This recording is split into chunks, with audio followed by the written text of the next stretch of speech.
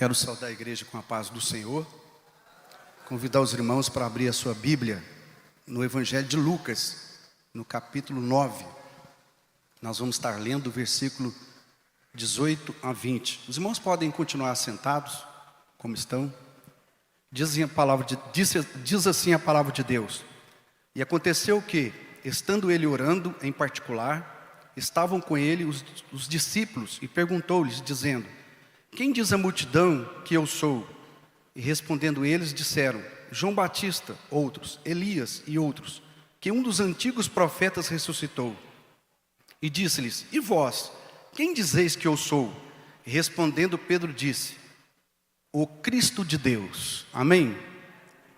Eu quero, antes de começar esse estudo bíblico, agradecer essa rica oportunidade, a Deus em primeiro lugar, e ao nosso presidente, Bispo José do Carmo, que tem nos dado grandes oportunidades aqui. Nós sabemos que a terça-feira é o dia do pastor da igreja. Então é uma honra muito grande. E eu agradeço a Deus essa rica oportunidade. Irmãos, Jesus, ele perguntou aos discípulos o que as pessoas falavam dele.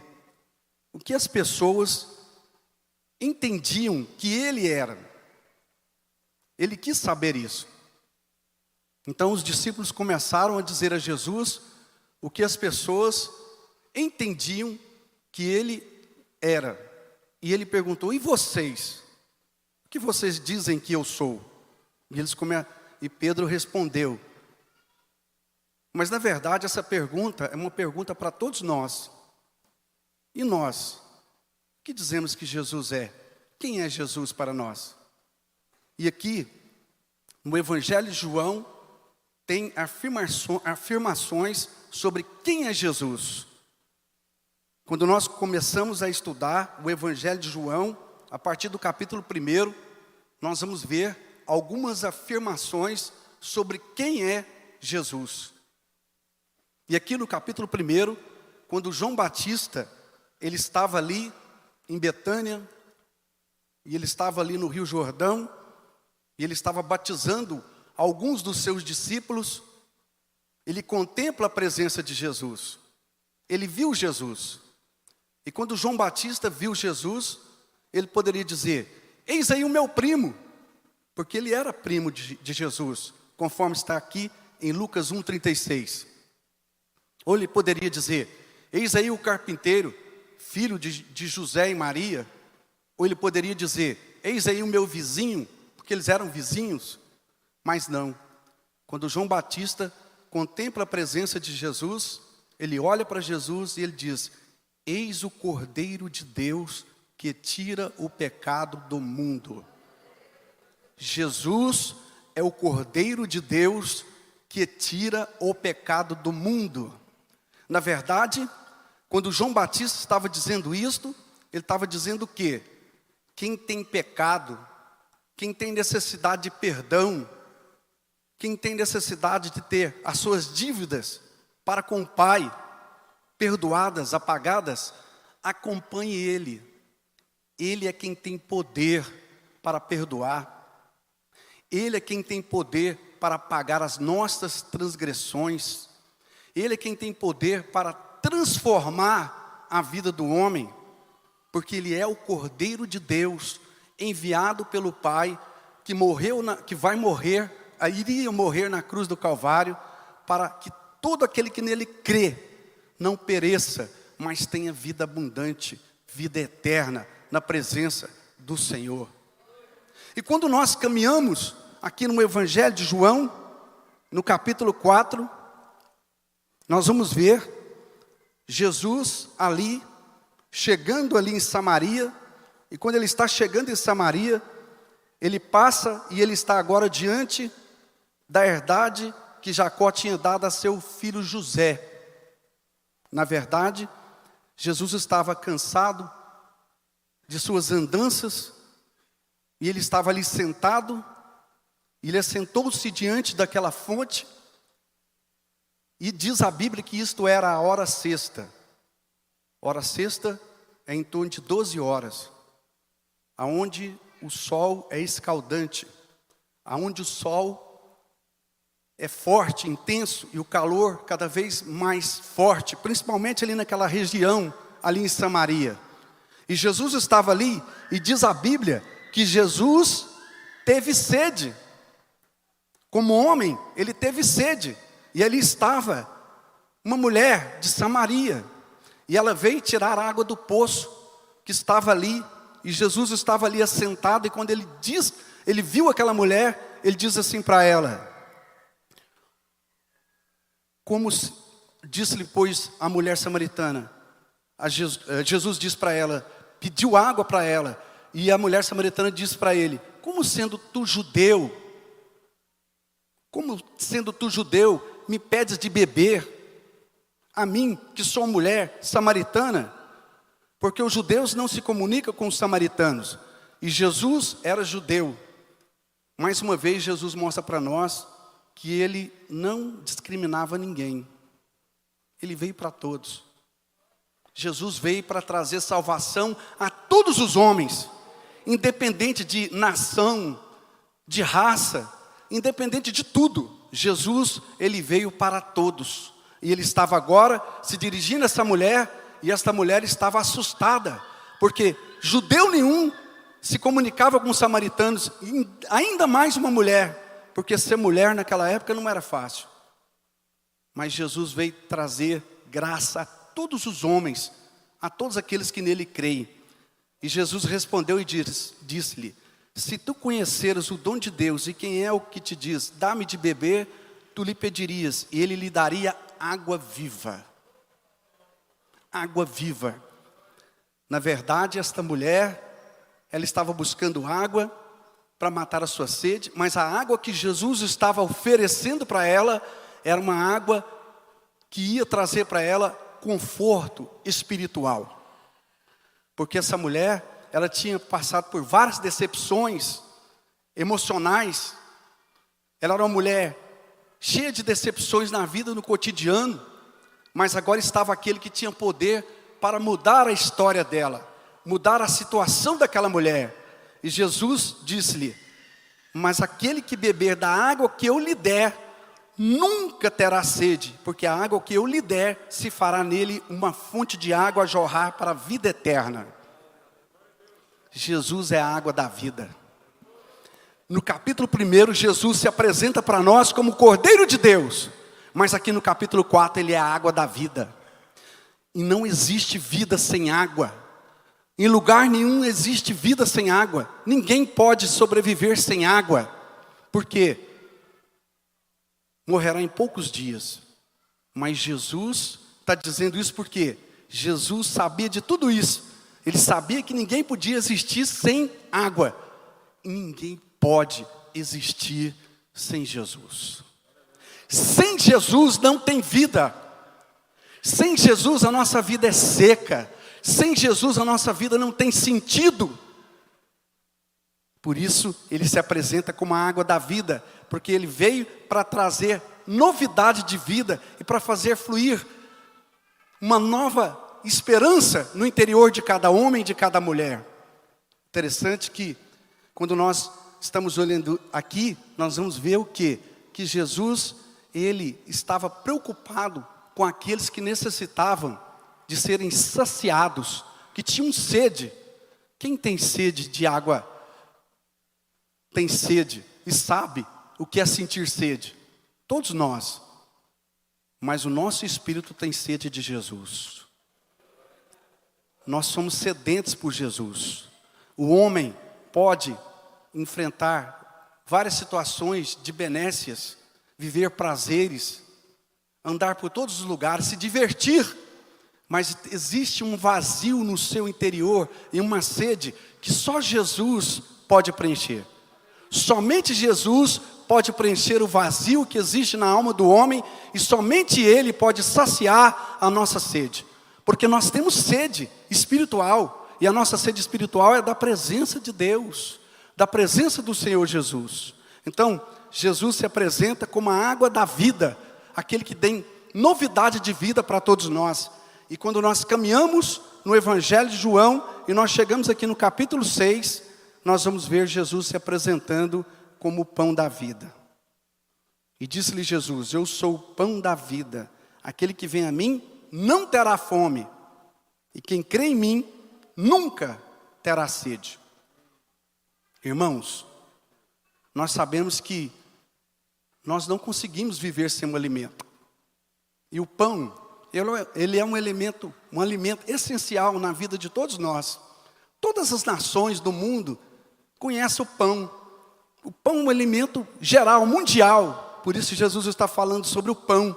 E ele está dizendo que ele é o pão da vida. Somente ele pode saciar a sua e a minha fome. Fome da presença do Senhor. Fome na presença de estar na presença de Deus. Por isso, irmãos, essa passagem nos mostra Jesus como um alimento para a nossa alma, alimento para o nosso espírito. E Jesus sabia disso, por isso ele disse, que o pão verdadeiro não era o pão que era servido materialmente, mas era o pão vindo do céu. E esse pão aqui é o próprio Jesus. Então nós temos aqui 3 nomes de Jesus: Cordeiro de Deus, água da vida e o pão da vida. Jesus também, nós caminhando aqui para o Evangelho, no Evangelho de João, no capítulo 8, nós vamos ver no versículo 12, que Jesus é a luz do mundo. Irmãos, outra coisa vital para que exista vida é a luz. Não há como viver na treva. Não há como viver na escuridão. Quando nós olhamos aqui em Gênesis capítulo 1, versículo 3, nós vamos ver que a primeira coisa que o nosso Pai criou, o nosso Deus, foi a luz. E Ele separou a luz das trevas. Ele separou a luz das trevas. Irmão, não tem como viver na escuridão. E Jesus se apresenta como a luz do mundo, porque a partir de Jesus, nós não estamos mais vivendo nas trevas, na escuridão.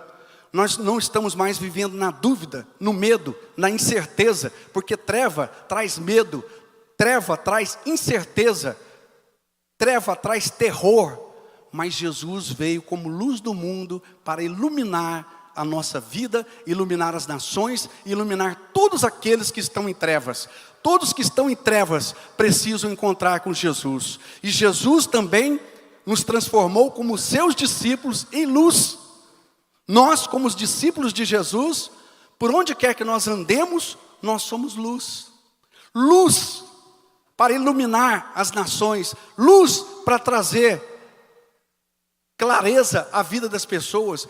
Luz para mostrar que existe diferença entre aquele que serve a Deus e aquele que não serve. Aonde você está, você é um representante de Jesus. E você é a luz do mundo. Luz do mundo é uma responsabilidade que Deus me deu e deu a você, igreja.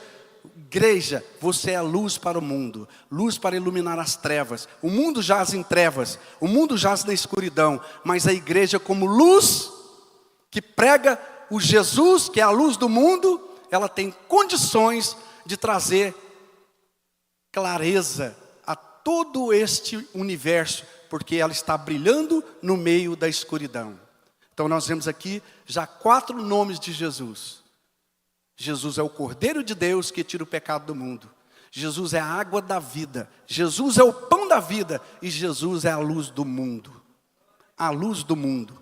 E nós servimos esse Jesus. Nós somos privilegiados. Privilegiados.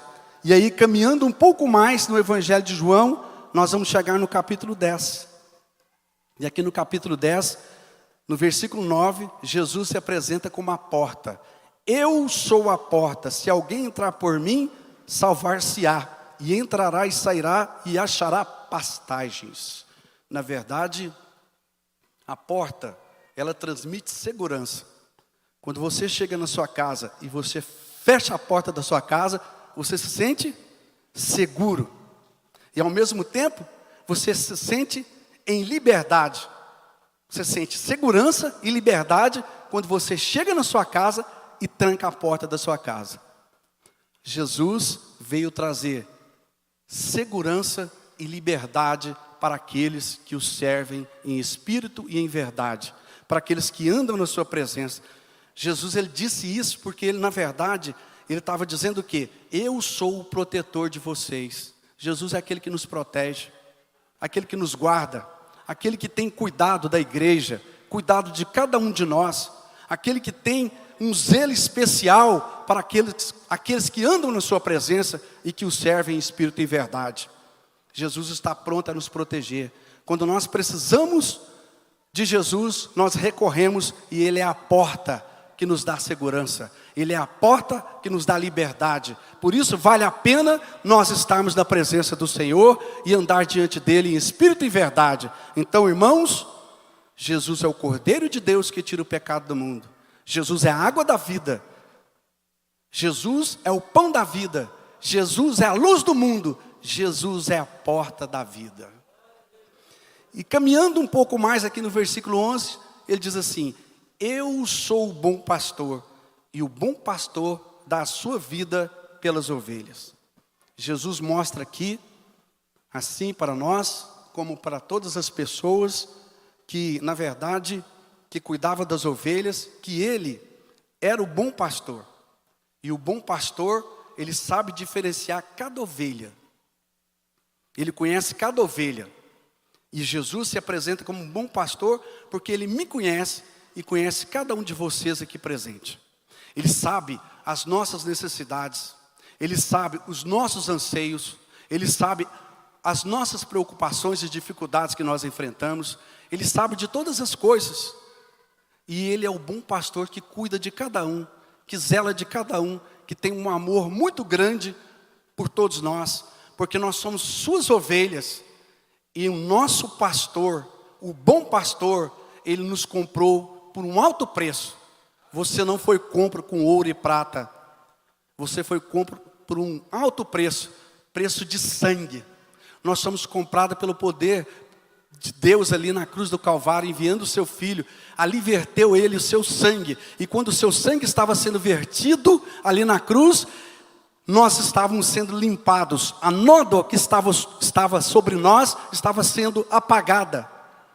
Então, o bom pastor, ele cuidou de nós com carinho especial e cuida todos os dias, porque ele é aquele que dá a sua vida pelas ovelhas. Então, Jesus é o bom pastor, aquele que cuida de mim e de você. E caminhando um pouco mais, nós chegamos aqui no Evangelho de João, no capítulo 11, versículo 25, que vai dizer o seguinte: disse-lhe Jesus: eu sou a ressurreição e a vida, quem crê em mim, ainda que esteja morto, viverá. E todo aquele que vive e crê em mim, nunca morrerá. Crês tu isto? Há uma promessa de Deus para nós, que aqueles que andam na presença do Senhor Jesus, jamais vão provar a morte. A morte física não é o fim para o crente. Pelo contrário, é o começo. Porque assim como Jesus ressuscitou dos mortos, todos aqueles que dormirem no Senhor, um dia vão ressuscitar pelo poder de Cristo. E um dia estarão vivendo na glória com Deus. Nós teremos uma vida eterna na presença do Senhor. Por isso vale a pena nós andarmos na presença do Senhor, porque Ele é a ressurreição da vida. Somente em Cristo nós podemos ter vida abundante. Fora da presença de Cristo não há vida abundante. Mas na presença do Senhor Jesus, eu posso dizer: eu jamais vou morrer, porque o meu Cristo vive e vive eternamente. E em Cristo eu também viverei eternamente, porque eu creio na palavra de Deus. E caminhando um pouco mais, aqui no Evangelho de João, no capítulo 14, versículo 6, Jesus vai dizer assim: eu sou o caminho e a verdade e a vida. Ninguém vem ao Pai senão por mim. Irmãos, somente através de Jesus podemos chegar até Deus. Não existe outro caminho. Muitas religiões falsas, muitos ensinos falsos, tendem a dizer que existem vários caminhos para se chegar a Deus. Existem várias estradas para se chegar a Deus. Mas isso é mentira. É engano do diabo. Jesus já disse: eu sou o caminho, a verdade e a vida. Ninguém vai ao Pai senão por mim. Somente através de Jesus nós haveremos de encontrar o nosso Pai. Somente através de Jesus nós haveremos de encontrar a vida eterna. Somente através de Jesus nós haveremos de encontrar a salvação das nossas almas. Por isso, nós temos que andar sempre na presença do Senhor Jesus. Diligentemente, com prudência, sabendo que Ele tem cuidado de nós. E sempre lembrando, eu custei muito caro para Jesus.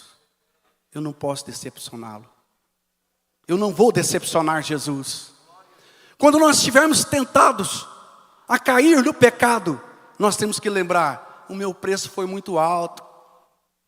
Eu não posso fazer isso.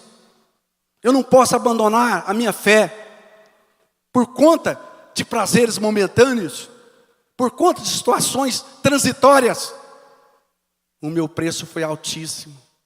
Todas as vezes que nós estivermos passando por tentações, porque todos passam, todos, enquanto nós estivermos com os pés sobre a terra, nós seremos tentados. Mas quando nós estivermos enfrentando essas situações, nós podemos contemplar e pensar e dizer: espera aí, meu preço foi muito caro, a minha alma foi muito cara, o meu resgate foi alto demais. Eu não posso decepcionar o meu mestre. Eu não posso deixar de andar na presença do Senhor. Não vale a pena eu ir por esse caminho.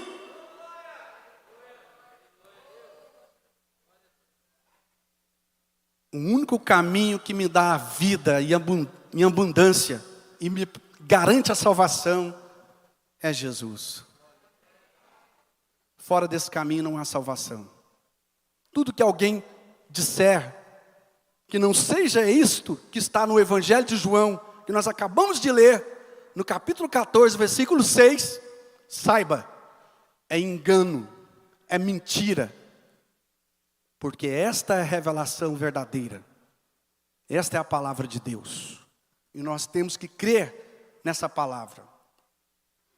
E caminhando um pouco mais, quando nós chegamos aqui no Evangelho de João, no capítulo 15, versículo 5, ele vai dizer assim: eu sou a videira, vós as varas. Quem está em mim e eu nele, este dá muito fruto, porque sem mim nada podereis fazer. Jesus diz que Ele é a videira verdadeira. Na verdade, Ele dá um exemplo, um simbolismo de uma árvore. E Ele coloca o tronco dessa árvore. E os ramos só vão produzir frutos se estiver ligado no tronco. Se não estiver ligado no tronco, eles não vão produzir frutos. Não tem como. Na verdade, Jesus está dizendo o quê? Que Ele é o tronco, nós somos os ramos. E para nós produzirmos frutos, nós temos que estar ligado no tronco. E o tronco é Jesus. Na verdade, Ele está dizendo o quê? Nós dependemos dEle. A nossa vida é dependente do Senhor Jesus. A nossa vida está constantemente na dependência do Senhor. E somente nele nós vamos produzir frutos. E quem está ligado no tronco vai produzir. Mas quem não está vai ser cortado, vai ser lançado fora. Por isso é uma responsabilidade nossa de estarmos ligados no tronco, de estarmos na presença de Deus, de estarmos buscando sempre o Senhor e nunca sair da sua presença. E aí nós retornamos aqui no capítulo 8, versículo 58, e já vamos concluindo esse estudo bíblico. Lá está escrito assim, Jesus disse: disse-lhe Jesus, em verdade vos digo, que antes que Abraão existisse, eu sou. A Bíblia diz que o Filho Jesus Cristo, este é o verdadeiro Deus. Nós temos a Trindade, o Pai, o Filho e o Espírito Santo. Então Jesus é Deus. Jesus é Deus. Muitos tentam desmerecer Jesus como Deus. Muitos dizem é um profeta. Muitos dizem é um político. É um filósofo.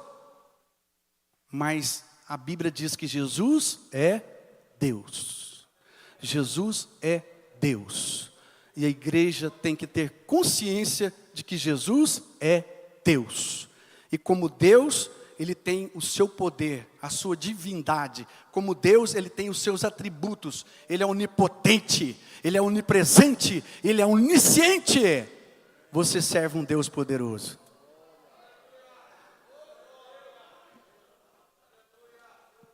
Enquanto nós apenas existimos temporalmente, Jesus é antes de tudo. Ele estava na criação, Ele estava ali junto com o Pai, criando o mundo, criando todas as coisas, porque Ele é Deus. Por isso Ele está dizendo, eu sou, Jesus é Deus. Muitas vezes o eu sou está associado ao quê? A imutabilidade de Deus, a onipotência de Deus, a onipresença de Deus, a onisciência de Deus. Então, irmãos, aqui revela a plenitude e a capacidade de Jesus. Jesus é Deus. Você serve um Deus poderoso.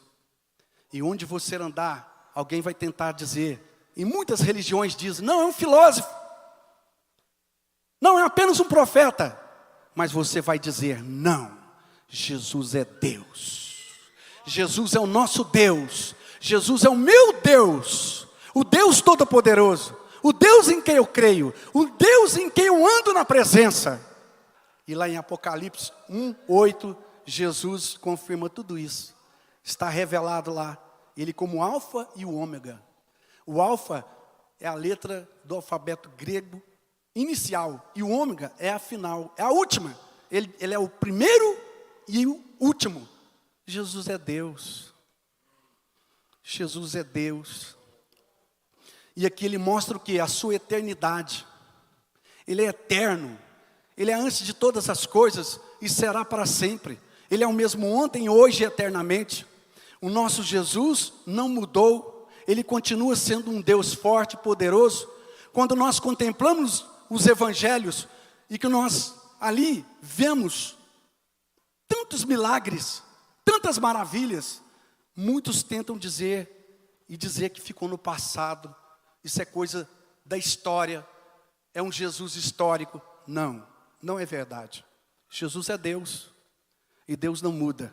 Ele é imutável. Então o que Ele fez lá atrás, Ele faz hoje. E o que Ele faz hoje, Ele vai continuar fazendo eternamente, toda a vida. Porque Jesus é Deus. Vale a pena nós andarmos na presença desse Jesus.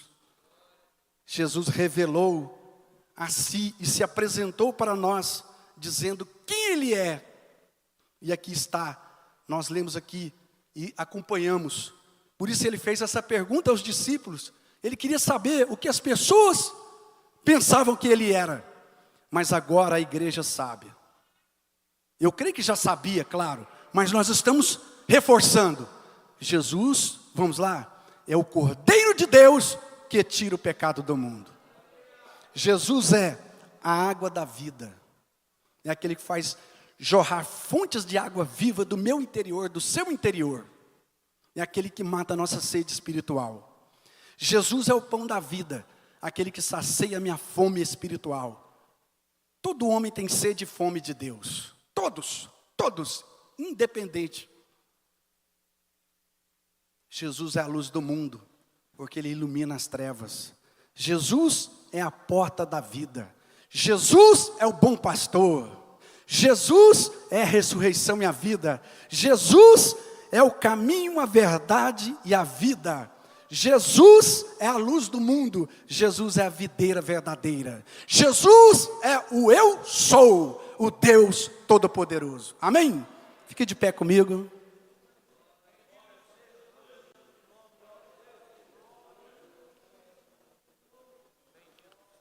A glória de Deus é muito grande.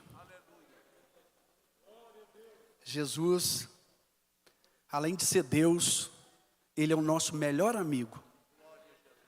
Lembra disso que eu estou falando hoje? Quando você estiver pensando, eu não tenho amigos, ninguém liga para mim. Você vai lembrar, Jesus é o meu melhor amigo. Eu sou ovelha do seu rebanho. Jesus é meu bom pastor. Jesus me conhece, sabe das minhas necessidades, sabe das minhas dificuldades, dos meus problemas. Quando alguém sussurrar no seu ouvido, o inimigo é danado para fazer isso, dizendo, você não tem esperança de mais nada, não resta mais nada para você. Você vai lembrar, não resta, eu tenho um amigo. Meu amigo está me vendo. Meu amigo é Jesus. E quem tem um amigo chamado Jesus, não tem que temer a nada. O mundo vive um medo. O mundo vive em trevas. Todos estão atribulados, preocupados com amanhã. Ninguém sabe o que vai acontecer. Mas eu quero dizer para você nessa noite, você vai chegar na sua casa e dizer, eu não vou mais preocupar. Eu tenho um bom amigo, o meu bom amigo é Jesus. Jesus, Ele é tudo. Jesus, Ele cura. Jesus, Ele provê sustento. Jesus, Ele é a paz. Jesus perdoa pecados. Jesus renova nossas forças. Jesus te justifica. Jesus é aquele que está o tempo todo segurando as tuas mãos. Segura nas mãos de Jesus aí. Jesus é Senhor sobre tudo. A Ele pertencem a glória, a honra e todo o poder. E a nossa vitória só terá fim no dia em que Jesus voltar. Aliás, as nossas tribulações. Enquanto nós vivemos aqui, o próprio Jesus diz, no mundo tereis aflições. Tem de bom ânimo, mas Jesus vai voltar. Quem crê que Jesus vai voltar? Jesus vai voltar. E quando Ele voltar, acabou tudo. Eu gosto muito daquele hino da harpa 26. Ali não haverá mais choro, não haverá mais tristeza. As ruas são de ouro e cristal. Não haverá mais enterro. Não haverá mais nada disso. Mas nós estaremos ali junto com o Pai, glorificando um nome que é sobre todo nome. E dizendo, glória, glória, glória, glória, glória, glória. Senhor nosso Deus e Pai, eu te louvo, eu te agradeço, por ser ovelha do teu pasto. Eu sei que o Senhor é o meu amigo, o Senhor tem me protegido cada um aqui. Que o Senhor derrame sobre a tua igreja força para continuar sendo luz do mundo, a iluminar as trevas, a transformar as nações, porque esse papel o Senhor tem delegado à tua igreja. Que o Senhor nos dê força para continuar de pé, anunciando o Evangelho que transforma, o Evangelho que renova, o Evangelho que cura e liberta. Assim nós oramos e te pedimos, ó Pai, no nome de Jesus, no nome de Jesus. Amém? Os irmãos podem assentar.